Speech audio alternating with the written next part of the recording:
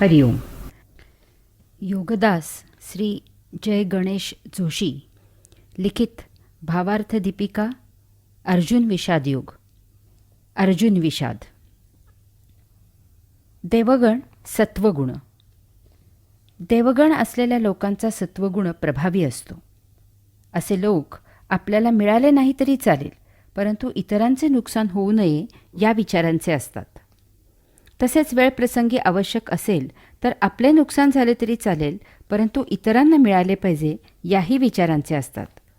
कोणालाही दुःख, कष्ट, त्रास, पीडा, वैताग असू नये असे त्यांना वाटते.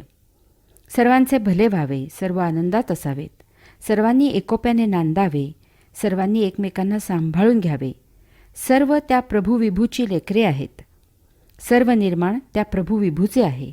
ते सर्वांसाठी आहे अशा विचारांचे ते असतात. याप्रमाणे ते स्वतः तसे प्रत्यक्ष आचरण करतात. तो त्यांचा स्वभावच असतो. यामुळे देवगणी सत्वगुणाने भारलेले, आकर्षित आणि प्रभावित झालेले असतात. ते सभ्य, सज्जन आणि सदाचारी असतात. ते सदा प्रशांत, प्रसन्न आणि प्रसिद्धी परांगमुख असतात. ते सदा तृप्त, समाधानी आणि आनंदी असतात. पापभीरू, परोपकारी असे असतात. धर्म, न्याय आणि नीती पाळणारे असतात. पांडवांचा ज्येष्ठ बंधू युधिष्ठिर हा इतका धर्मपरायण होता की त्याचे दुसरे नाव धर्म असेच होते. पिता पांडूच्या अकस्मात निधनानंतर पांडव बंधू युधिष्ठिराच्या छत्राखाली लहानाचे मोठे झाले होते. त्यांच्यावर माता कुंती आणि ज्येष्ठ बंधू युधिष्ठिर यांचे संस्कार होते. यामुळे अनेक प्रसंगी अन्यायाविरुद्ध बलाच्या, पराक्रमाच्या, शौर्याच्या जोरावर प्रतिकाराची पूर्ण क्षमता असूनही पांडवांनी सदा धर्माचेच पालन केले. यासाठी त्यांनी अपमान, अवहेलना, दुःख, कष्ट, त्रास, पीडा, वैताग इत्यादी सहन केला, परंतु धर्म सोडला नाही. यामुळे त्यांना शेवटपर्यंत श्रीकृष्णासारख्या परब्रह्म परमात्म्याचा संपूर्ण सक्रिय सहभाग मिळाला. सकृतदर्शनी कौरवांच्या बाजूला असलेल्या भीष्म पितामह, द्रोणाचार्य, विदुर यांचे मनःपूर्वक आशीर्वाद मिळाले.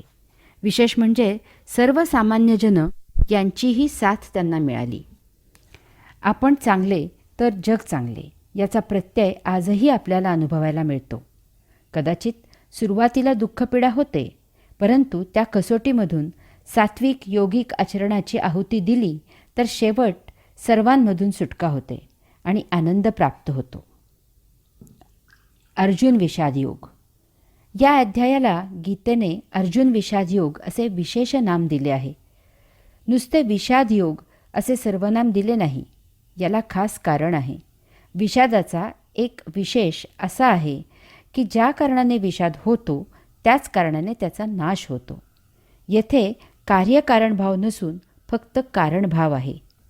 प्रत्येक कार्याला त्याआधी काहीतरी कारण घडलेले असते आणि मग त्यामुळे कार्य घडते. कार्याला विविध कारणे असू शकतात. यामुळे त्याप्रमाणे विविध कार्य घडतात. याचा अर्थ असा आहे की कारण घडले नाही तर कार्य घडणार नाही. परंतु विषादाच्या बाबतीत काहीही कारण घडावे लागत नाही. विनाकारण हाच स्वभाव आणि वृत्ती असते. वृत्ती मुळातच असते.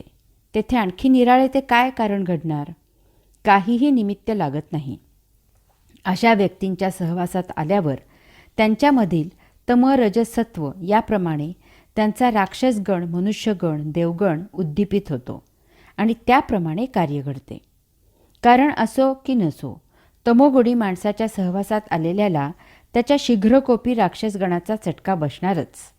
कारण असो किंवा नसो, रजोगुणी माणसाच्या सहवासात आलेल्याला त्याच्या लालची मनुष्यगणाची झळ बसणारच. कारण असो किंवा नसो, सत्वगुणी माणसाच्या सहवासात आलेल्याला त्याच्या परोपकारी देवगणाचा फायदा होणारच. मध्य पांडव अर्जुन हा देवगणामुळे सत्वगुणाने मुरलेला आहे. त्याच्या रंध्रारंध्रात देवगणामुळे सत्वगुण व्यापलेला आहे. त्याच्या नसेनसेत देवगणामुळे सत्वगुण भिनलेला आहे. सात्विकता, सज्जनता, धर्मपरायण हा त्याचा स्वभाव आहे. यामुळे कोणत्याही परिस्थितीत, कसल्याही प्रसंगी प्रत्येक वेळी अर्जुनाचा हा देवगणाने प्रभावित असलेला सत्वगुण आपोआप सहजच उफाळून येतो. याचा परिणाम म्हणून त्याचा प्रथमदर्शनी विचार, त्याची उत्स्फूर्त प्रतिक्रिया, त्याची सहजावृत्ती स्वाभाविकपणे त्याच्याही नकळत प्रतिक्षिप्त क्रिया म्हणून देवगणाने झाकोळलेली सत्वगुणी असते. आणि याचा परिणाम म्हणून अर्जुनाची क्रिया, कार्य, करणी ही मूलतः सुरुवातीला प्रथमदर्शनी जरी चूक असली तरी योग्य मार्गदर्शन मिळाले, परिसस्पर्श झाला, सुकाणूला सत्य दिशा मिळाली तर त्याचे रूपांतर योग साध्य करण्यात झाले. तथापि धृतराष्ट्राच्या तमोगुणाचे किंवा दुर्योधनाच्या रजोगुणाचे असे झाले नाही. त्या दोघांनाही बुजुर्गांच्या समुपदेश योग्य वेळी मिळाला होता, परंतु ते दोघे भरकटलेलेच राहिले. शेवटपर्यंत अयौगिक कृत्यालाच चिकटून राहिले आणि नियतीच्या खडकावर आपटून सर्वनाश होऊन देशोधडीला लागून अतिशय दारुण मृत्यूला सामोरे गेले. अशा प्रकारे विषाद जरी सर्वनामी असला, सर्वांना संधी जरी समान मिळाली, तरीही त्यामुळे सर्वांच्या विषादाचे रूपांतर योग साध्य होण्यात होत नाही, परंतु एखाद्या अर्जुनाच्या विषादाचाही परिणाम योग साध्य होण्यात होतो. हा संदेश सर्वसामान्यांना मिळावा म्हणून या अध्यायाला अर्जुन विषाद योग असे विशेष नाम दिले आहे. हरिओम. दुर्योधनाचा जन्मनाद. महाभारतकार लिहितात, दुर्योधन जन्माला आला तेव्हा तो जन्मतःच रडला नाही, तर गाढवाप्रमाणे मोठ्याने ओरडला. तो ओरडल्याबरोबर पंचक्रोशीतील गाढवे जणू त्याला प्रत्युत्तर म्हणून आनंद व्यक्त करण्यासाठी ओरडली. त्याबरोबर गिधाडे, कोल्हे, कावळे इत्यादींनी अक्षरशः धुमाकूळ घातला. चहूबाजूने सोसाट्याचे उष्ण वारे वाहू लागले. सारे वातावरण तप्त झाले. हे सर्व अघटित घडलेले पाहून धृतराष्ट्राच्या काळजाचा थरकाप झाला. त्याने भीष्म, विदुर, विद्वान, पंडित, पुरोहितांना बोलवून घेतले. जे घडले त्याची सर्वांजवळ चर्चा केली. त्यावेळी पुन्हा सर्व बाजूने घोर श्वापदांचा आक्रोश ऐकू आला. त्यावेळी विद्वान पंडित पुरोहित धृतराष्ट्राला म्हणाले, राजा, हा तुझा पुत्र कुलांगार होईल. याचा तू वेळीच त्याग कर. त्यामुळे तुझ्या कुळाचे स्वास्थ्य कायम राहील. यातच तुझ्या कुळाचे कल्याण आहे. परंतु तू जर त्यांचा सांभाळ केलास तर घोर अनर्थ होईल. शंख. शंखाबद्दल या लिखाणापुरती अगदी थोडक्यात माहिती पाहू. शंख हा नादांचा प्रतीक आहे. नाद याचे सविस्तर निरूपण आपण योगदासकृत भावार्थ दीपिका ज्ञानेश्वरी विषय प्रवेश यामध्ये पाहिले आहे. यामधील सर्व आवश्यक त्या 4 ओळी पुन्हा सांगतो. नाद हा मूलभूत पायाभूत ध्वनी असतो. यामधून अद्याप काहीही निर्माण झालेले नसते. तथापि त्याच्यामुळे त्याच्या आधाराने निर्माण होण्याची तयारी पूर्ण झालेली असते. तो स्वतः प्रत्यक्ष काहीही निर्माण करत नसतो. तथापि त्याच्या उपस्थितीशिवाय पुढील निर्माण शक्य नसते. तो सर्व निर्मितीचा मूलभूत पायाभूत आधार असतो. आपल्या हिंदू धर्मात शंखाचे फार महत्त्व आहे. त्याची पूजा करून मग देवदेवतांची पूजा केली जाते. पूजेचे वेळी शंखामध्ये पाणी भरतात आणि दुसऱ्या दिवशी ते तीर्थ म्हणून प्राशन करतात. शंखनादामुळे सकारात्मक ऊर्जा प्रसवते. आजूबाजूचे वातावरण शुद्ध आणि पवित्र होते. शंख वाजवल्यामुळे शारीरिक फायदेही पुष्कळ आहेत. त्यामुळे आपल्या देहामधील स्नायू बळकट होतात. रक्तप्रवाह सुरळीत होतो. यामुळे एकूणच प्रकृती उत्तम राहते. शंख शिवपूजेत निषिद्ध आहे. कदाचित शंख शिवाच्या मृत्युदाता या कार्याच्या विरुद्ध आहे, म्हणून तसे असावे असे वाटते. कृष्णार्जुनाचे आगमन. दुसऱ्या प्रवचनाचे शेवटी आपण पाहिले की पितामह भीष्माचार्यांनी सिंहनाद केला, शंखध्वनी केला. ते दोन्हीही नाद एकत्र मिसळले आणि यामुळे त्रैलोक्य बधीर झाल्यासारखे झाले. त्याबरोबर कौरवांच्या सैन्याने रणवाद्ये वाजवून रणभूमी दुमदुमून टाकली. असा हा नाद रणभूमीवर निनादत असतानाच रणभूमीवर दिव्य रथामधून कृष्णार्जुनांचे आगमन झाले. माऊलींनी त्या रथाचे फार सुरेख वर्णन केले आहे. पुढे माऊली म्हणतात, देखा नवलतया प्रभूचे अद्भुत प्रेम भक्ताचे, जे सारथ्यपण पार्थाचे करीतू असे. अर्थात त्या प्रभू विभूचे आश्चर्य पहा, त्याचे भक्तावरील आगळेवेगळे प्रेम पहा. तो अर्जुनाचे सारथ्य करत आहे. येथे काही गोष्टी माऊली मुद्दाम अधोरेखित करत आहेत. भगवंत श्रींचा भक्तावरील हा प्रेमयोग आहे. अर्जुन भगवंत श्रींचा भक्त आहे. त्याच्याकरिता भगवंत श्री काय करत आहेत ते पहा. त्या काळी साधारणपणे रथाचे सारथ्य सूतपुत्र म्हणजे दासीपासून झालेली अपत्य करत असत. त्या काळाचा विचार करता रथाचे सारथ्य हे अत्यंत कुशल परंतु एक गौण काम होते. जसे आता एखाद्या गाडीचा ड्रायव्हर असणे हे काम. असे काम केवळ अर्जुनासारख्या भक्तासाठी भगवंत श्री आपणहून करत आहेत. येथे भगवंत श्री अर्जुनाचे सारथ्य करत आहेत असे माऊली सांगतात. याचा अर्थ अर्जुनाच्या रथाचे सारथ्य करणे, त्याला युद्धासाठी मार्गदर्शन करणे, प्रसंगी त्याचे रक्षण करणे इत्यादी अशा प्रकारे ते भक्ताची काळजी घेत आहेत. यानंतरचा मुद्दा, याचा अर्थ सर्वसामान्य जनांनी समजून घ्यायचा आहे की भगवंत श्रींची भक्ती करत आपण नैसर्गिकपणे नियतीने दिलेले आपले प्राप्त काम विना अट विना तक्रार स्वीकारून करत असावे. त्याच कामाच्या माध्यमामधून भगवंत श्री या सृष्टीची लीला आपल्या देहामधून अवलोकन करत आहेत. त्याला साथ द्यावी. जीवन जगणे हे भगवंत श्रींसाठीच आणि भगवंत श्रींचे काम आहे याची सतत जाणीव ठेवावी. अशांचे भगवंत श्री आपणहून दास होतात. त्यांची सर्वतोपरी काळजी घेतात. कारण अशी काळजी घेणे म्हणजे अप्रत्यक्षपणे त्यांच्या लीला अवलोकन करण्याचीच काळजी घेणे असं आहे. पायीकू पाठीसी घातला आपण पुढा राहिला, तेणे पांचजन्यू आस्फुरीला आवलिळची. अर्थात सेवकाला पाठीशी घातला, आपण अग्रभागी राहिला, मग अगदी सहजच त्यांचा पंचजन्य शंख लीलेने फुंकला गेला. येथे माऊली काही गोष्टी ठळक करत आहेत. 1. तू भिवू नको, मी तुझ्या पाठीशी आहे असे सांगणारेच बहुतांशी असतात. कारण जोपर्यंत सर्व ठीकठाक असते तोपर्यंत खंबीरपणे मागे आधार द्यावा. परंतु बाका प्रसंग आला की मागच्या मागे पसार व्हावे. आपल्याला तोशिष नको. भोजनभाऊ समारंभाचे पाहुणे सर्वच असतात, परंतु प्रसंगाचे शिलेदार फार फार थोडे असतात. 2. यास्तव आपला सद्गुरू साक्षात्कारी आहे याची खात्री करावी. असाच सद्गुरू उपदेश करण्यासाठी योग्य असतो. उपदेश याचा अर्थ जाणून घ्यावा आणि अशाच्या मार्गदर्शनाखाली भगवंत श्रींची भक्ती करावी. ढोंग्यांची भक्ती करून आपले दुर्मिळ जीवन वाया घालवू नये. पैसा, प्रसिद्धी, प्रतिष्ठा यांच्या मागं लागलेल्यांना गुरु करून आपण भरकटू नये. 3. भगवंत श्रींनी रथावर सर्वात पुढची जागा घेतली आहे. भर रणांगणावर हाती शस्त्रास्त्र नसून घोड्यांसाठी असलेला फक्त चाबूक आहे. अर्जुनाला मागे घेऊन लढाई करायला भगवंत श्री दिशादर्शक झाले आहेत. त्यांनी वेळप्रसंगी रणांगणावर अर्जुनावर फेकलेली दिव्य अस्त्रे अर्जुनाचे रक्षणार्थ स्वतःच्या देहाची ढाल करून झेलली आहेत. 4. आता भगवंत श्रींच्या अंगी अर्जुनाचा रथाचे सारथ्य करणे, लढाईसाठी त्याला मार्गदर्शन करणे, त्याचे रक्षण करणे, धर्माला आणि न्यायनीतीला युद्ध जिंकून देणे इत्यादी असे हे कार्य इतके भिनले आहे की त्यांच्याकडून त्यांचा तो अद्भुत पांचजन्य शंख आपोआप उत्स्फूर्तपणे फुंकला गेला. अशा लीला भगवंत श्रींकडून आपोआप होत असतात. परितू महाघोषू थोरू, गरजतू असे गहिरू, जैसा उदेला लोपी दिनकरू नक्षत्राते. तैसे तुरबंबाळू भवते, कौरवदळी गाजत होते, ते हरपोनी नेणो केऊते, गेले तिथ.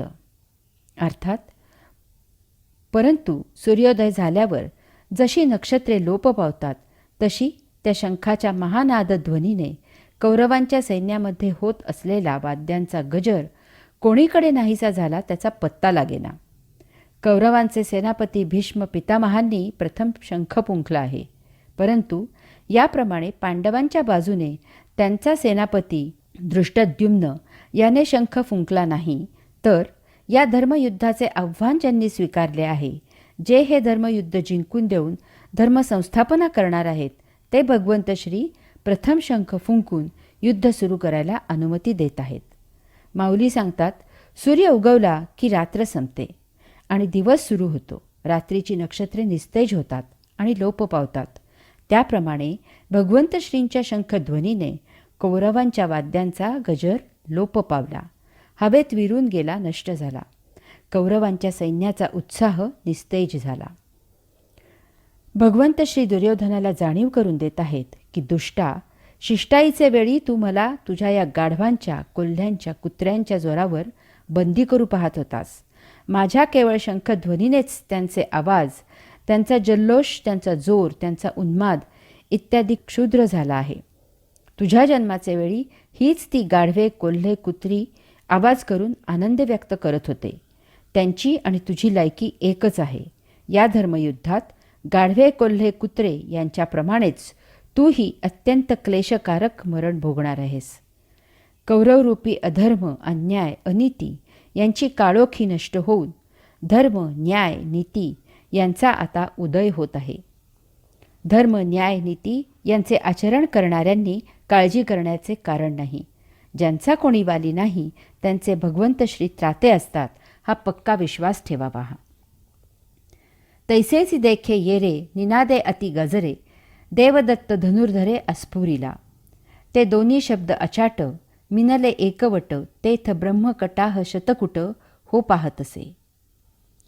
अर्थात त्याप्रमाणे भगवंत श्रींप्रमाणे अर्जुनानेही त्याचा देवदत्त नावाचा कांठळ्या बसवणारा ध्वनी करणारा शंख उत्स्फूर्तपणे वाजवला. ते दोन्ही नाद, भगवंत श्रींचा आणि अर्जुनाचा शंखनाद एकवटले, एकत्र झाले आणि यामुळे ब्रह्मांडाचे 100 तुकडे होतात की काय असे वाटले. आपण पाहिले की सुरुवातीला पितामह भीष्माचार्यांनी सिंहनाद करून आपला शंख वाजवला. त्या दोन्हीही ध्वनींचे एकत्रित नादाने त्रैलोक्य बधीर झाल्यासारखे झाले. तथापि कृष्णार्जुनांच्या शंखाध्वनीने पितामह भीष्माचार्यांचे सिंहनाद आणि शंखनाद असे 2 नाद हवेत कुठल्या कोठे विरून गेले त्याचा पत्ता लागला नाही. पितामह भीष्माचार्य हे अजिंक्य, अजोड, अपराजित असे योद्धे आहेत.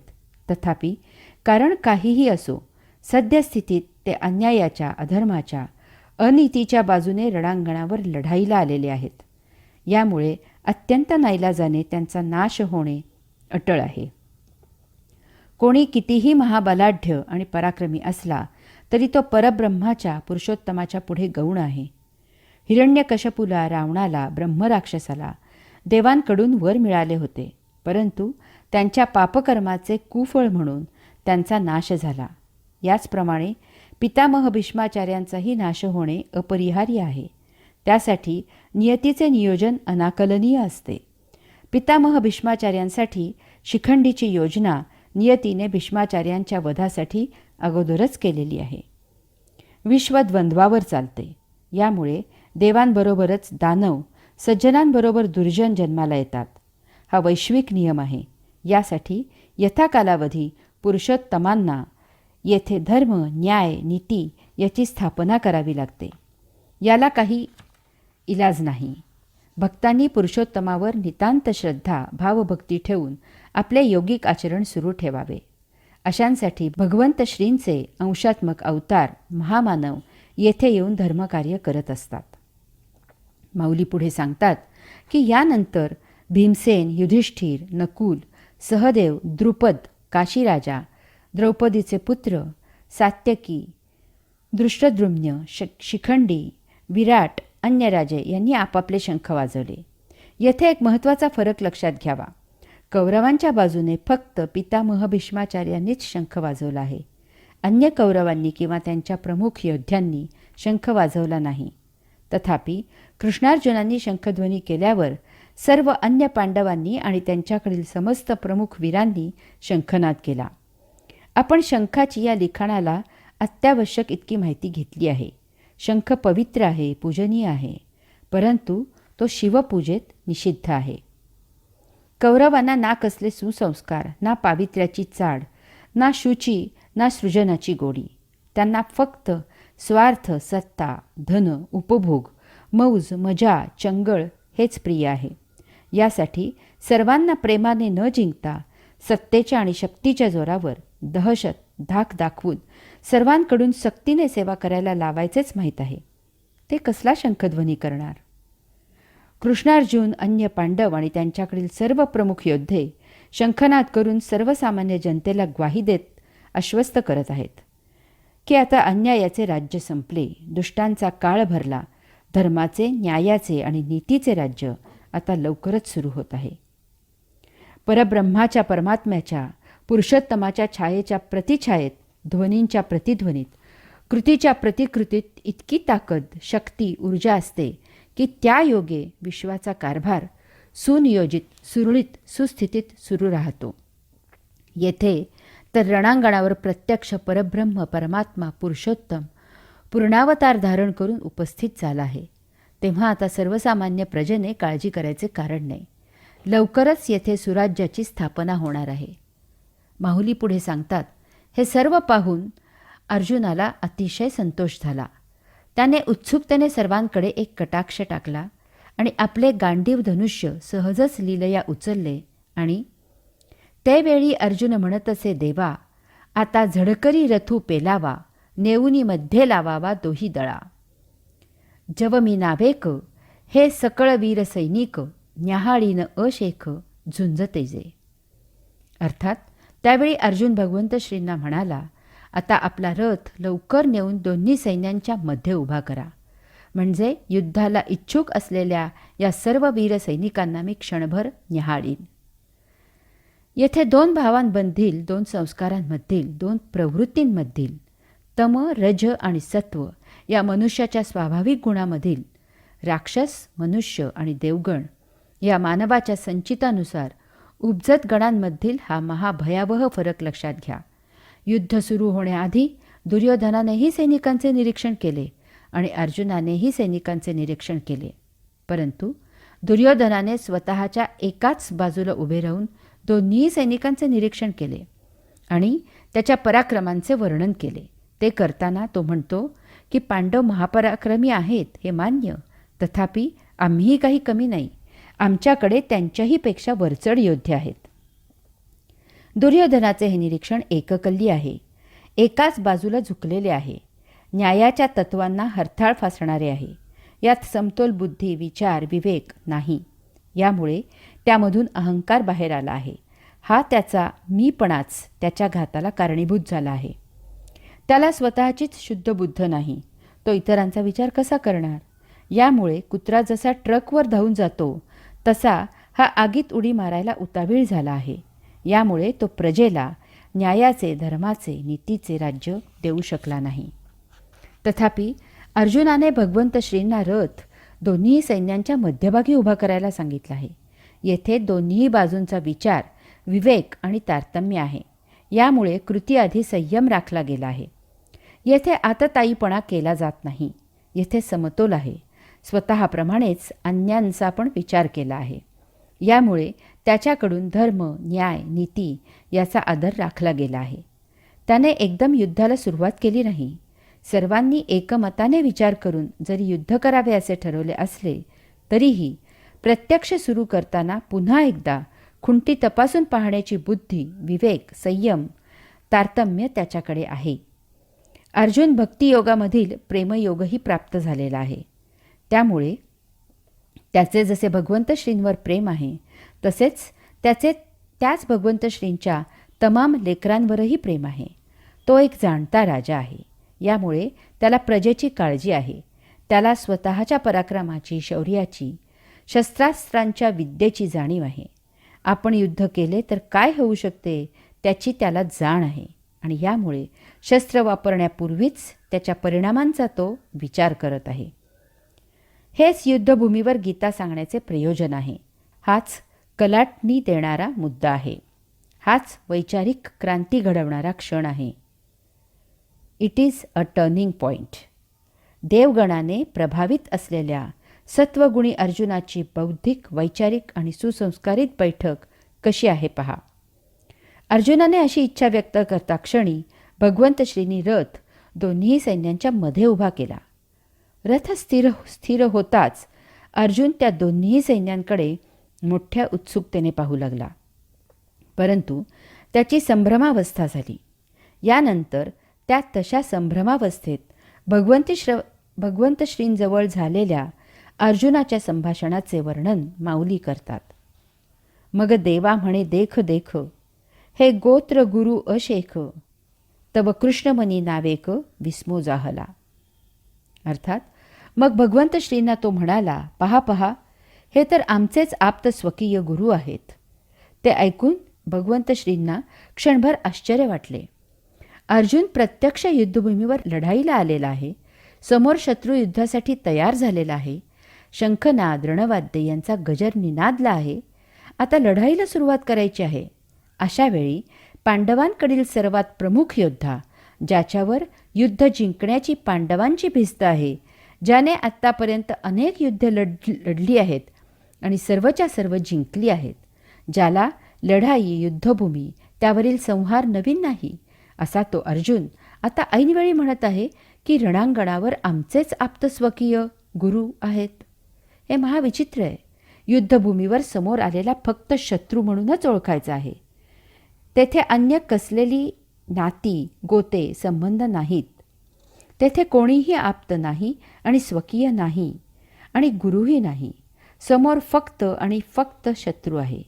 त्याला कसेही करून नामोहरम करायचे आहे. प्रसंगी त्याला ठार करायचं आहे. येथे जराही कसलीही किंचितही दया, माया, क्षमा, शांती नाही. येथे युद्ध जिंकणे एवढे एकच कर्तव्य करायचे आहे. परंतु अर्जुन ऐन युद्धप्रसंगी काहीतरी भलतेच युद्धभूमीवर वीराला अशोभनीय असे बोलत आहे. या भावभावना आहेत. भावभावना मानसिक असतात.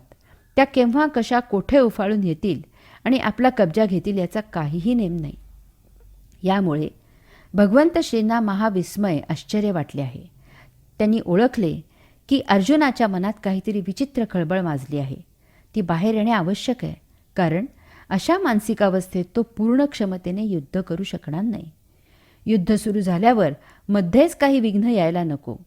यास्तव भगवंत श्री शांतपणे मौन राहिले आणि हा त्यांचा लाडका शिष्य सखा अर्जुन काय काय सांगतो हे ते लक्षपूर्वक ऐकण्याची भूमिका त्यांनी स्वीकारली. यानंतर अर्जुनाने भगवंत श्रींना जे सांगितले त्याचा थोडक्यात गोषवारा असा आहे. 1. देवा, मी सर्व सैन्य पाहिले. येथे तर माझेच सर्व आप्त स्वकीय गोत्रज एकमेकांशी युद्ध करून एकमेकांना ठार करायला उत्सुक झालेले आहेत. 2. यांच्याशी युद्ध कसे करावे, माझे मन आणि बुद्धी अस्थिर झाली आहे. 3. मला काही सुचेनासे झाले आहे. माझ्या अंगाला कापरे भरले आहे. घशाला कोरड पडली आहे. गात्रे शिथिल झाली आहेत. अंगावर काटा आला आहे. अंगाचा दाह झाला आहे. गांडीव धनुष्य धरण्यासाठी हात ढिला झाला आहे आणि ते माझ्या हातून केव्हा गळून पडेल ते मलाही समजले नाही. 4. वज्राहूनही कठीण आणि निष्ठुर असलेले माझे हृदय आप्तजनांबद्दल मोहाने व्यापले आहे. 5. येथे एक क्षणभरही थांबू नये असे मला वाटते. 6. जर कौरवांना ठार मारायचे असेल तर मग युधिष्ठिराला का ठार करू नये, कारण ते दोघंही माझे गोत्रज आहेत. 7. आग लागो या युद्धाला. या पातका वाचून आमचे काय अडले आहे. 8. युद्धाचा परिणाम फार वाईट होईल, तथापि युद्ध न केल्यास ते कल्याणकारक आहे. 9. या सर्वाचा वध करून राज्य भोगायचे असेल तर त्याला आग लागो. 10. हे असले सुख उपभोगण्याऐवजी आम्ही त्याविना दुःख सोसू. 11. या सर्वांचा घात करून राज्य उपभोगावे असे माझ्या स्वप्नातही येणार नाही. 12. कुळाने स्वकीयांचा संहार करावा यासाठीच कुळामध्ये पुत्रप्राप्तीची इच्छा करतात का. 13. कुळाने पराक्रम करावा, आपले जीवन खर्च करावे आणि त्याचा वडीलधाऱ्यांनी उपभोग घ्यावा, याऐवजी आम्ही यांचे अहित चिंतित आहोत. 14. हे समोर असलेले आपल्या कुटुंबियांवर पाणी सोडून तलवारीच्या धारेवर आपले प्राण ठेवून येथे मरायला आले आहेत. यांना कसे मारावे. 15. पितामह भीष्म, गुरु द्रोण, मेहुणे, सासरे, मामा, बंधू, पुत्र, नातू, आप्त, स्वकीय यांना मारण्याचा विचारही महापाप आहे. 16. त्यांनी आम्हाला ठार मारले तरी यांचा घात मी करणार नाही. 17. त्रिभुवनाचे निष्कंटक राज्य जरी मिळाले तरी मी असे अनुचित कर्म करणार नाही. 18. कुलक्षय केला तर आमच्या पुण्याचा लवलेशही उरणार नाही, यामुळे आम्ही तुला दुरावू. 19. कौरवांना हे समजत नाही, परंतु आम्ही हे सर्व जाणतो. 20. कुलक्षय झाला की कुलीन स्त्रिया वाममार्गाला लागतात. 21. कुलक्षय करून ज्या शरीराने उपभोग घ्यायचा ते शरीर तर नाशिवंत आहे. शूर, वीर, अपराजित अशा अर्जुनाला या सर्वांबद्दल करुणा निर्माण झाली. त्याला आप्त स्वकीयांबद्दल दयेचा पाझर फुटला. त्याला त्याच्या जीवाचा मोह झाला. यामुळे त्याचे धैर्य निघून गेले. त्याला त्याची वीरवृत्ती सोडून गेली. अशा प्रकारे आता जरी कौरवांनी आपल्यावर शस्त्र उगारले तरी तेच त्यांच्यासाठी चांगले आहे असे म्हणून अर्जुनाने रथामधून खाली उडी टाकली आणि निःशस्त्र होऊन तो तेथे दुःखाश्रू गाळत बसून राहिला. हाच तो अर्जुनाचा विषाद आहे. आपण विषादाचा अर्थ पहिल्या प्रवचनात पाहिला आहे. विषाद म्हणजे उत्साह नष्ट होणे, निराश होणे, वैफल्य येणे इत्यादी. याचे अन्यही अर्थ आहेत. मूर्खपणा, दुःख इत्यादी. याचा सुप्त अर्थ असा आहे की विषाद होण्यापूर्वी येथे उत्साह होता, आशा होती, फलाची आसक्ती, अपेक्षा आणि इच्छा होती. तसेच येथे शहाणपण होते, सुख होते. काही कारण घडले आणि त्याचे निराकरण होण्यापूर्वी त्यामधून विषाद निर्माण झाला. कारण काय घडले यापेक्षा त्यामधून विषाद निर्माण झाला हे महत्त्वाचे. त्याने प्रत्यक्ष आचरणाचा कब्जा घेतला आणि या सर्वांवर बोळा फिरला. जे होते त्याच्याबरोबर विरुद्ध चित्र निर्माण झाले. यामुळे विषाद हा मनाचा प्रांत आहे. येथे भावभावनांचा प्रश्न आहे. भावभावना विषादाला कारणीभूत आहेत. याचा अर्थ हा कल्पनांचा, रसास्वादाचा, साहित्याचा, वाङ्मयाचा आणि म्हणून हा काव्यशास्त्र आनंद याचाही विषय आहे. या उन्मत्त कौरवांना अन्य भाषा समजत नाही. यांनी बालपणी आपल्याला ठार करायचा प्रयत्न केला आहे. कौरवांनी द्रौपदीच्या केलेल्या विटंबनेचे प्रायश्चित्त या नीच कौरवांना द्यायलाच पाहिजे. यांनी कपटाने द्यूत खेळून आपल्याला वनवास आणि अज्ञातवास भोगायला लावला आहे. आपले धर्माने प्राप्त राज्य हे अन्यायाने गिळंकृत करत आहेत इत्यादी. यामुळे अशांशी युद्ध करून यांना ठार करून येथे धर्माचे, न्यायाचे राज्य स्थापन करायचे आहे. अशा विचाराने प्रेरित होऊन मोठ्या उत्साहाने राज्य मिळवण्यासाठी युद्ध जिंकायचेच अशा अपेक्षेने प्रत्यक्ष युद्धभूमीवर तसा आचार करायला प्रविष्ट झालेला हा अपराजित जगज्जेता अर्जुन आता म्हणतो की मला युद्धच करायचे नाही. याचा अर्थ त्याचा युद्ध करायचा उत्साह नष्ट झाला आहे. तो स्वजनांच्या मोहाने निराश झाला आहे. तो वैफल्यग्रस्त झाला आहे. हा त्याचा मूर्खपणा आहे. वैचारिक गोंधळ होऊन तो दुःखी झाला आहे. त्याने जे काही करायचे म्हणून संकल्प सोडला होता त्याच्याबरोबर विरुद्ध घटना आता येथे घडली आहे. त्याच्यामध्ये विषादाची सर्व लक्षणे दिसत आहेत. तथापि त्याचा विषाद देवगणाने व्यापलेला सत्वगुणी आहे. जन्मांध असलेल्या धृतराष्ट्राला स्वतः काहीही न करता आयतेच पांडवांचे राज्य हडप करायचे आहे. यासाठी त्याने पांडवांच्या बालपणापासून अनेक प्रयत्न केले. हा राक्षसगणाला व्यापलेला तमोगुण आहे. परंतु ते सर्व निष्फळ झाले. यामुळे त्याला विषाद झाला. दुर्योधनाला पांडवांचे राज्य गिळंकृत करायचे आहे. यासाठी त्याने प्रत्यक्ष बरेच प्रयत्न केले. कपटाने द्यूत खेळून पांडवांना देशोधडीला लावले, परंतु सर्व व्यर्थ झाले. आता निकराची शेवटची लढाई सुरू झाली आहे. यात त्याला पराक्रम गाजवून जिंकण्याची उर्मी आहे. हा मनुष्यगणाला व्यापलेला रजोगुण आहे. परंतु एकंदरीत सर्व पाहता युद्ध जिंकणे शक्य नाही अशी त्याला आता खंत निर्माण झाली आहे. यामुळे त्याला विषाद झाला आहे. परंतु या सर्व पार्श्वभूमीवर अर्जुनाचा विषाद पूर्ण निराळा, आगळा वेगळा आहे. हे पाहून प्रत्यक्ष भगवंत श्रीही स्तिमित झाले आहेत. परंतु ते काहीही व्यक्त झाले नाहीत. हा काय म्हणतो हे ऐकण्याची भूमिका त्यांनी घेतली. कारण देवगण असलेल्या सत्वगुणींना विषाद सहसा होण्याचे कारण नसते. ते मुळातच अगदी सहजच यथायोग्य तीच कृती करत असतात. हा त्यांचा स्थायी स्वभावच असतो. यामुळे कृती करू लागल्यावर त्याविरुद्ध विचार उद्भवणे, या आयत्या वेळी उलट प्रकाराच्या विचाराप्रमाणे प्रत्यक्ष आचार करणे हा अशांच्या स्वभावी नसते. ते त्यांच्या कमकुवतपणाचे लक्षण असते. यामुळे योग्य मार्गदर्शनाने हा विषाद दूर सारणे शक्य असते. अर्जुनाचा विषाद देवगणाला व्यापलेला सत्वगुण आहे. अर्जुनाच्या विषादाची कारणे धृतराष्ट्राच्या आणि दुर्योधनाच्या विषादापेक्षा भिन्न आहेत, फार उच्च आहेत. हा विषाद एका सज्जनाचा आहे. अर्जुन कसा विचार करत आहे ते पाहूया. 1. या लढाईमुळे दोन्ही बाजूकडील सर्वसामान्य सैनिक मरण पावणार आहेत. येथे 18 अक्षौहिणी सैन्य जमा झाले आहे.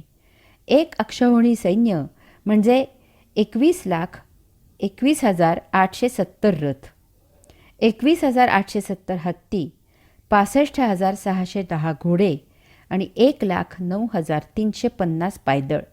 यावरून विचार करावा की या लढाईत किती जीव ठार होणार आहेत. हे सर्व सैनिक आपल्या कुटुंबियांना तलवारीच्या धारेवर ओवाळून येथे मरण्यासाठी आलेले आहेत. यांनी काय केले आमचे? आम्हीच राज्याच्या हव्यासाने या सैनिकांच्या बायका आणि मुले यांना पोरके करायला उद्युक्त झालेले आहोत. अशा विधवा बायका या समाजाच्या वासनेच्या शिकार होतात. मुले भिकेला लागतात आणि वाममार्गाला लागतात. 2. दोन्ही बाजूनी एकमेकांचे नातेवाईक, आप्त, इष्ट, सगे, सोयरे, वडील, काका, मामा, मुले, आजोबा, नातवंडे, पतवंडे, पणतू हे आहेत. हे सर्व आपलेच वंश संपवायला उतावीळ झाले आहेत. नाती टिकवण्यासाठी असतात की नष्ट करण्यासाठी असतात? 3. आमचे पितामह भीष्माचार्य, ज्यांनी आम्हाला आपल्या खांद्यावरून लहानाचे मोठे केले, त्यांना आम्ही ठार करावे यासाठी का? की आम्ही त्यांच्या वृद्धापकाळात त्यांची सेवा करावी, शुश्रूषा करावी, काळजी घ्यावी, त्यांना वृद्धापकाळी आधार द्यावा यासाठी? 4. द्रोणाचार्य आमचे गुरु आहेत. त्यांनी आम्हाला अस्त्र, शस्त्र, विद्या शिकवली. ती त्यांनाच ठार करण्यासाठी शिकवली का?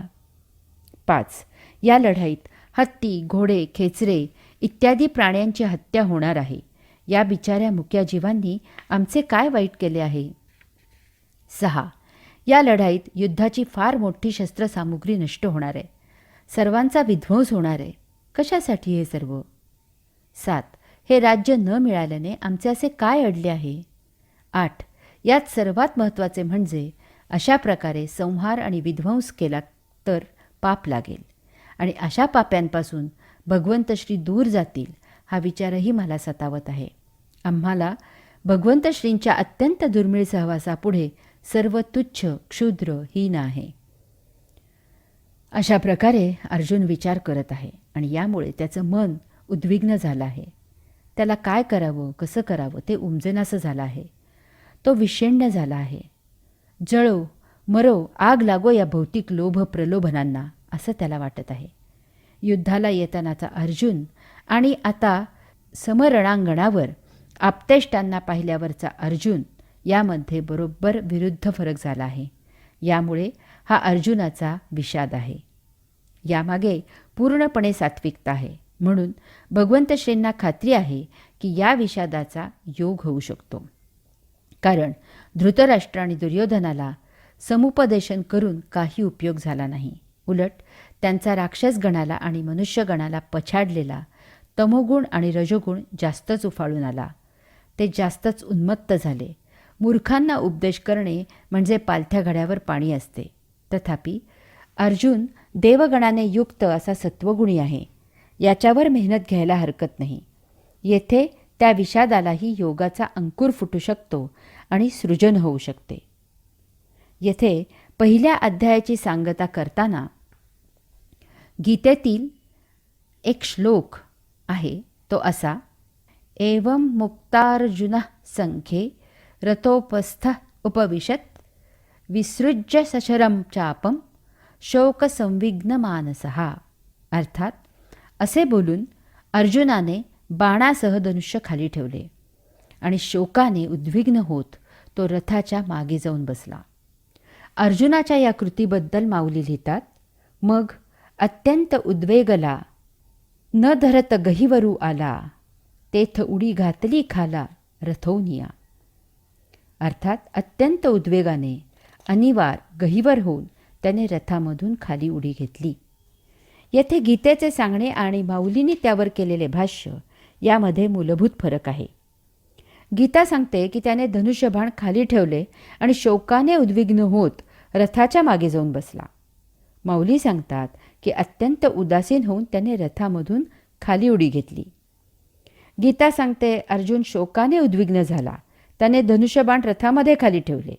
आता आपण युद्ध करणार नाही असे त्याने जे भगवंत श्रींना सांगितले आहे त्याबद्दलची त्याची ती स्वाभाविक प्रतिक्रिया आहे.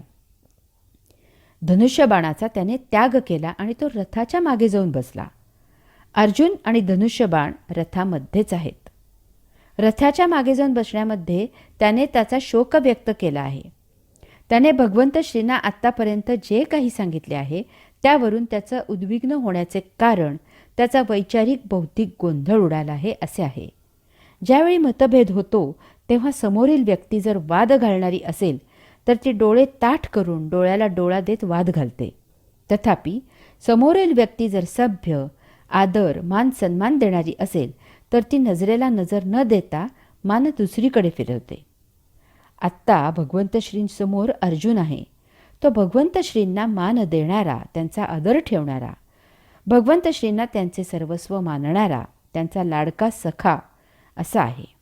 त्यामुळे त्याने भगवंत श्रींना त्यांचे मत सांगितले आणि हे मत त्यांच्यापेक्षा निराळे असल्यामुळे त्याचा मान राखण्यासाठी तो रथाच्या मागे जाऊन बसला आहे.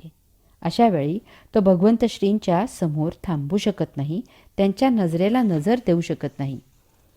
याचा अर्थ असा आहे की आता जर भगवंत श्रींनी त्याला वैचारिक आणि बौद्धिकदृष्ट्या पटवून दिले की सांप्रत परिस्थितीमध्ये त्याने प्राप्त युद्ध करणे खूपच श्रेयस्कर आहे, हेच श्रेयस्कर आहे, तर तो युद्धाला तयार होऊ शकतो. त्याची शस्त्रे तेथेच रथात आहेत. त्याचा वैचारिक आणि बौद्धिक गोंधळ दोलायमान आहे. यामुळे तो रथ सोडून निघून गेलेला नाही. तो तेथेच भगवंत श्रींचा उपदेश ऐकण्यासाठी थांबला आहे. लहान मूल आईवर रुसतं आणि कोपऱ्यात जाऊन बसतं, परंतु तेथे ते चोरट्या नजरेनं हळूच आई समजूत घालण्यासाठी येते आहे ना याचं अवलोकन करतं. अशा प्रकारे गीतेने या श्लोकाद्वारे पहिला अध्याय संपन्न करून दुसरा अध्याय सांख्ययोग याची पार्श्वभूमी येथे केली आहे. माऊली सांगतात, अर्जुनाने अत्यंत गहिवरून उदास होऊन रथामधून खाली उडी मारली. उडी तेव्हाच मारली जाते जेव्हा मनुष्य बेभान होतो, त्याचा होश उडतो. तो इतका हतबल होतो की आता यापुढे त्याला सर्वत्र अंधार जाणवतो. त्याच्या दृष्टीने सर्व मार्ग बंद झालेले असतात. आपण पाहतो की या अशा विचित्र भावनेच्या भरात अशी व्यक्ती वाहनाखाली, नदी समुद्रामध्ये उंचावरून उडी मारते. अशाला त्यावेळी नको हे जिणे असे होते. हे असे होणे ही सुद्धा नैराश्य असे म्हणा त्याला, परंतु एक प्रकारची भावना आहे. भावनेचा महाउद्रेक आहे. येथे सुद्धा माऊलींनी वापरलेला एक शब्द अधोरेखित करण्यासारखा आहे आणि तो म्हणजे उदास. उदास म्हणजे उद अधिक आस, उच्च आसन, उच्च जागा. या अशा हतबल अवस्थेत माणसाला यामधून बाहेर पडून उच्च आसनी, उच्च जागी जाण्याची तीव्र इच्छा असते. तथापि सर्व बाजूने त्याची कोंडी झालेली असते. यामुळे तो त्याच्या विरुद्ध असलेली नीच जागा पकडतो. हाच तो उद्वेग, हतबलता, असहाय्यता व्यक्त करण्याचा नकारात्मक मार्ग आहे. आणि यामुळे मारकुट्या नवऱ्याची बायको किंवा छळणाऱ्या सासूची सून स्वतःला मारून घेते. या अशा भावभावनांमुळे हा भावार्थ दीपिकेचा विषय झाला आहे. पहिल्या अध्यायाच्या शेवटच्या श्लोकाला अशा प्रकारे कलाटणी देऊन माऊलींनी दुसऱ्या अध्यायाची गाडी भावार्थ दीपिकेच्या मार्गावर वळवली आहे. यामुळे वास्तवात पहिल्या अध्यायाच्या विषयाचे, परंतु दुसऱ्या अध्यायाच्या सुरुवातीला 10 श्लोकाचे जे शेपूट अडकले आहे ते आपण तेथून मूळ पहिल्या अध्यायाला जोडून त्याचे निरूपण भावार्थ दीपिकेच्या दृष्टीने करू. दुसऱ्या अध्यायाच्या सुरुवातीला अशा प्रकारे भावभावनांचा उद्रेक झालेल्या अर्जुनाचे वर्णन माऊली करतात. शोकाकुल रुदनाते करी तू असे, अर्थात अशा प्रकारे शोकाकुल झालेला अर्जुन रडू लागला. एक जगज्जेता, अपराजित, अनेक लढाया लढलेला आणि त्या सर्व जिंकलेला असा हा महान योद्धा रणभूमीवर युद्ध करण्यासाठी येतो आणि रडतो आहे. माऊली वर्णन करतात की पाण्यात जसे मीठ विरघळते, वाऱ्याने जसे ढग नाहीसे होतात, त्याप्रमाणे अर्जुन मोठा धैर्यवान असूनही त्याचे हृदय द्रवले. राजहंस पक्षी चिखलात रुतल्यावर जसा म्लान दिसतो तसा तो ममतेने म्लान दिसू लागला. भावार्थ दीपिकेत जागोजागी अशी वाङ्मयीन काव्यमय भाषा दिसून येते. रथामधून खाली उडी मारल्यावर त्याची ती शोकाकुल झालेली रुदन करणारी महाविचित्र अवस्था पाहून त्याने पुढे काही करण्यापूर्वीच भगवंत श्री त्याच्याजवळ गेले आणि त्यांनी त्याच्याशी संवाद सुरू केला. हे अशा प्रसंगी फार आवश्यक असते, नाहीतर त्या भावनेच्या उद्रेकामध्ये असा आणखी काही विचित्र कृती करण्याचा संभव असतो. भगवंत श्रींनी येथे अर्जुनाच्या उद्रेकाविरुद्ध शांत रसाने सुरुवात केली आहे. प्रथम त्यांनी त्याची शोकमग्न अवस्थेची विचारपूस केली आहे. उदाहरणार्थ, अर्जुना, अरे तू कोण आहेस आणि हे काय करत आहेस? तुझं सांगे काय जाहले, कवण उणे आले, करिता काय ठेले, खेदू काईसा. अर्थात तुला काय झालं? सांग बरं, काय कमी पडलं? तुझं काय करायचं राहिलं म्हणून तू दुःख करत आहेस? यानंतर माऊलींनी त्याची स्तुती केली आहे. उदाहरणार्थ, तू अनुचिता चित्त नेदिसी, धीरू कही न सांडिसी, तुझेनी नामे अपयशी दिशा लंघिजे. अर्थात तू अनुचित गोष्टींकडे लक्ष न देणारा आणि धीर न सोडणारा आहेस. तुझ्या नामाचा महिमा असा आहे की तुझे नाव ऐकूनच अपयशांनी दिगंती पळून जावे. तुवा संग्रामी हरू जिंकिला, निवात कवचांचा ठावू फेडिला, पवाडा तुवा केला गंधर्वांसी. अर्थात तू युद्धात शंकराला जिंकलस, निवात कवचांचा समूळ उच्छेद केलास आणि आपले यश गंधर्वांना गाण्यासाठी विषय करून ठेवलेस. पाहता तुझे निपाडे, दिसे त्रैलोक्य ही थोकडे, ऐसे पुरुषत्व चोखडे पार्था तुझे. अर्थात अर्जुना, तुझा पराक्रम एवढा मोठा आहे की त्याच्या तुलनेला हे त्रिभुवन देखील क्षुद्र दिसू लागते.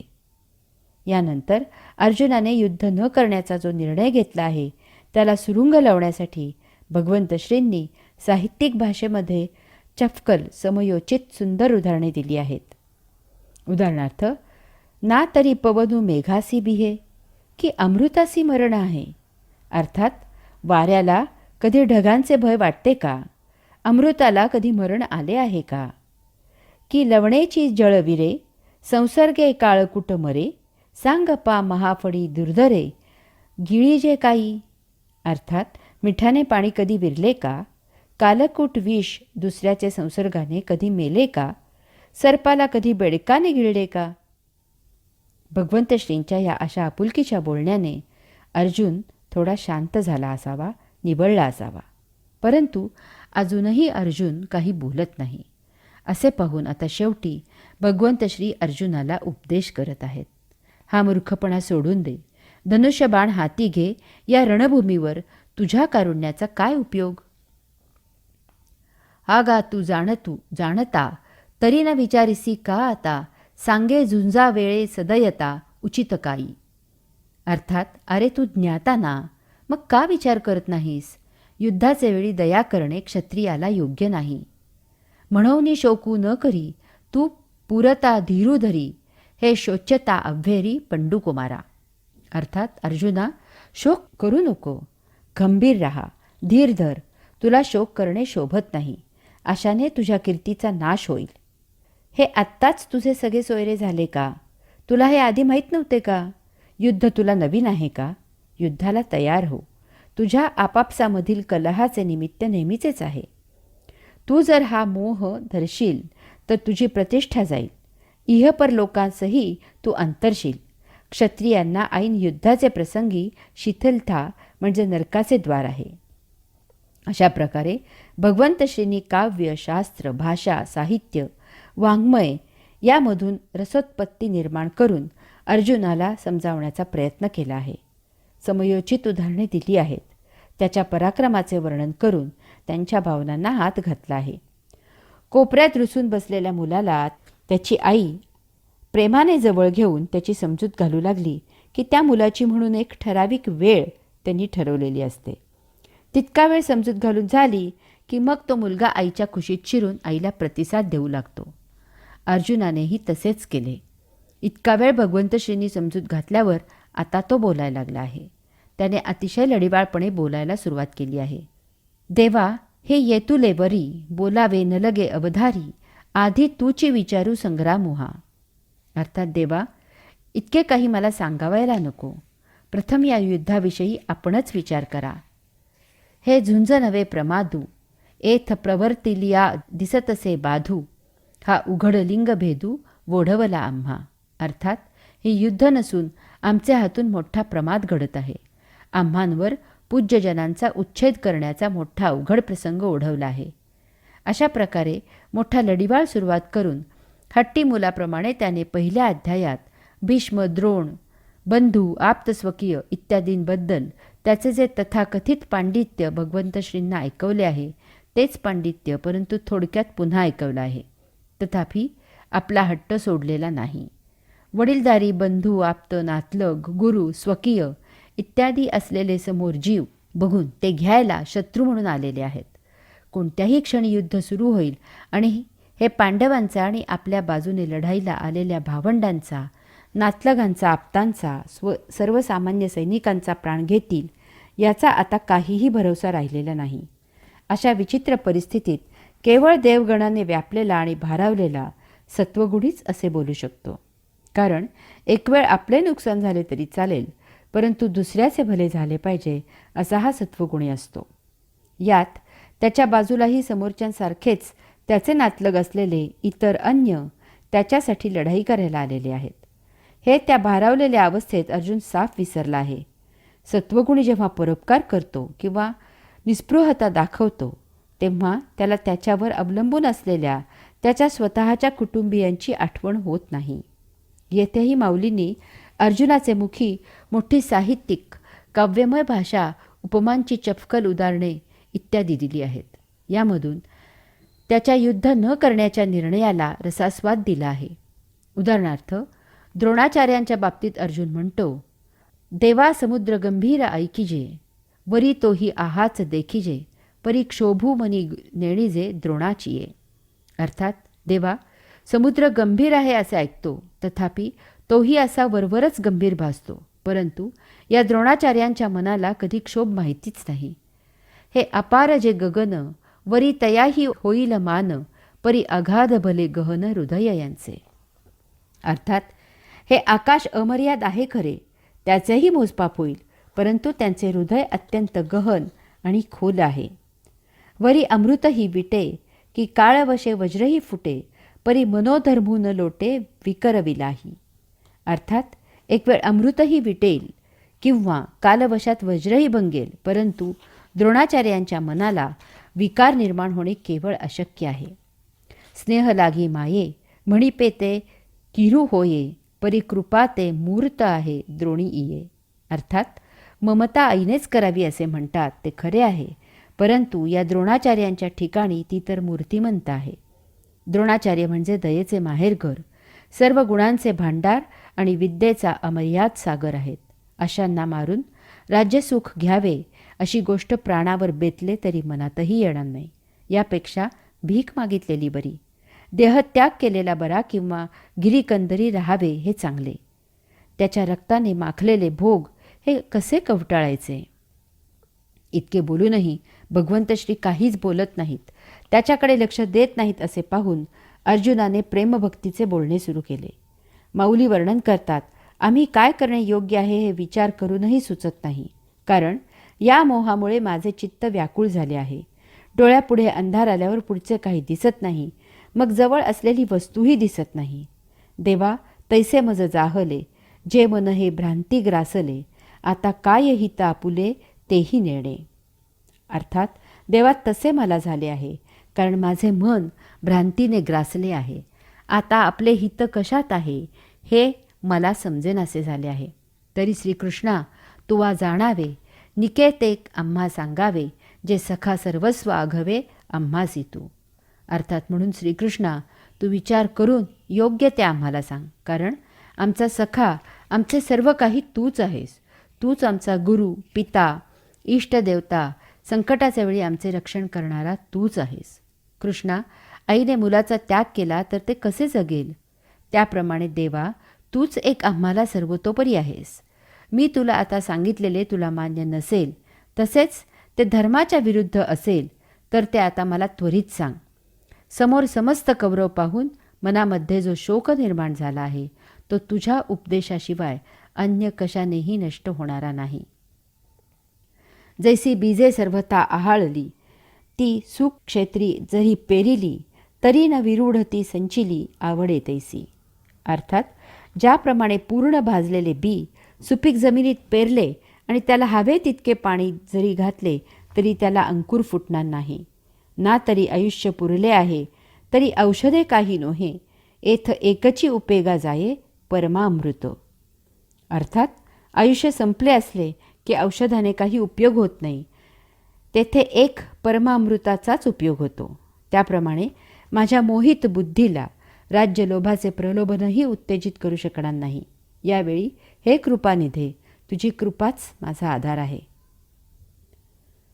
परंतु पुन्हा काय झाले कळायला मार्ग नाही, कारण आपल्या विचारांचे पुरते मढे झाले आहे आणि त्याला संजीवनी श्रीकृष्ण केवळ तुझेच देवत्व देऊ शकते असे सांगणारा अर्जुन भगवंत श्रींना म्हणाला, परंतु आता तुम्ही मला काहीही उपदेश करू नका, माझी समजूत मुळीच घालू नका, मी मुळीच युद्ध करणार नाही असे पुन्हा एकदा सांगून ठाम सांगून तो मौन झाला. याचे भगवंत श्रींना फारच विस्मय वाटला.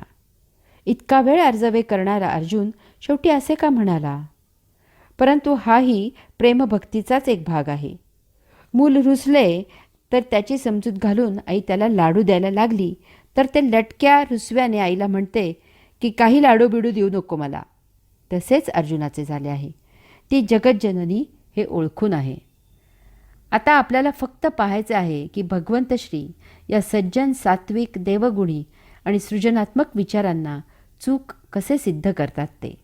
कारण आपल्यासारख्यांना अर्जुनाचा विचार जराही चूक वाटत नाही, उलट तो बरोबरच आहे असे वाटते. यामुळे भगवंत श्रींना अर्जुनाच्याच वैचारिक काट्याने त्याच्यामधील विषादरूपी काटा काढावा लागणार आहे.